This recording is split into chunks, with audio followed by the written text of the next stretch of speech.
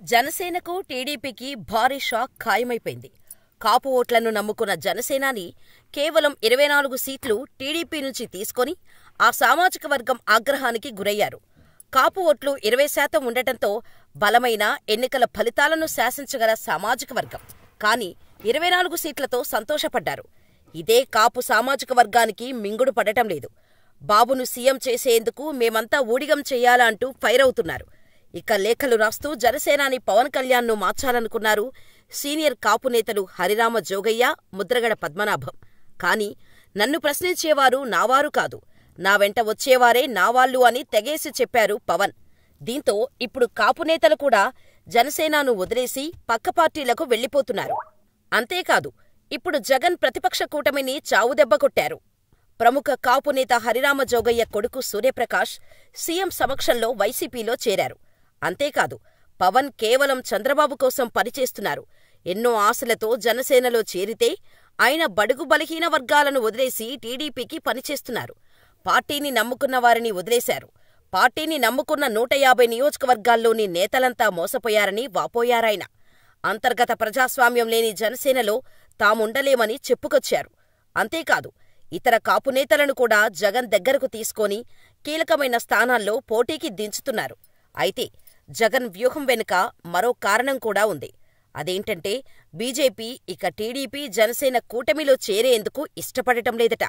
ఒక జాతీయ పార్టీ, పైగా దేశాన్ని పాలిస్తున్న పార్టీ, ప్రపంచంలోనే అత్యంత ఆదరణ ఉన్న ప్రధానిగా మోడీ కీర్తి తెచ్చుకున్న పార్టీని కాదని మీకు మీరుగా సీట్లు పంచుకొని అవమానిస్తారా? మీకు మేము బానిసలమా? లేదంటే మీకు అంత తక్కువగా కనిపిస్తున్నామా అని సీరియస్ అయ్యారట అమిత్ షా.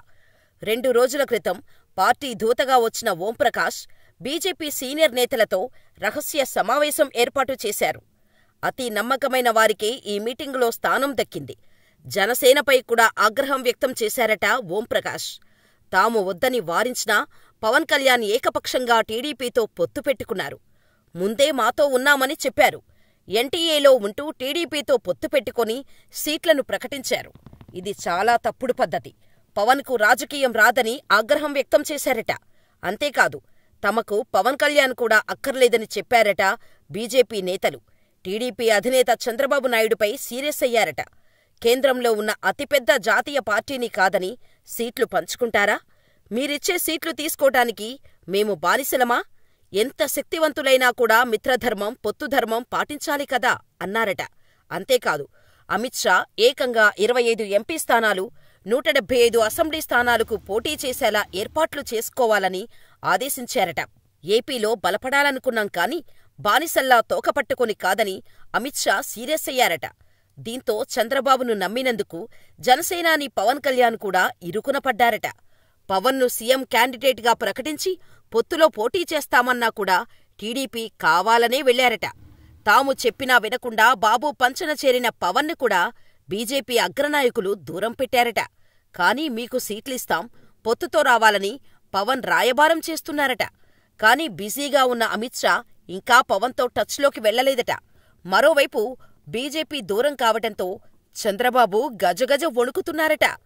ఇక పవన్ తమ మాట విననందుకు ఏకంగా కాపు సీఎం నినాదంతో ఎన్నికల బరిలోకి వెళ్లేందుకు బీజేపీ సిద్ధమైందట.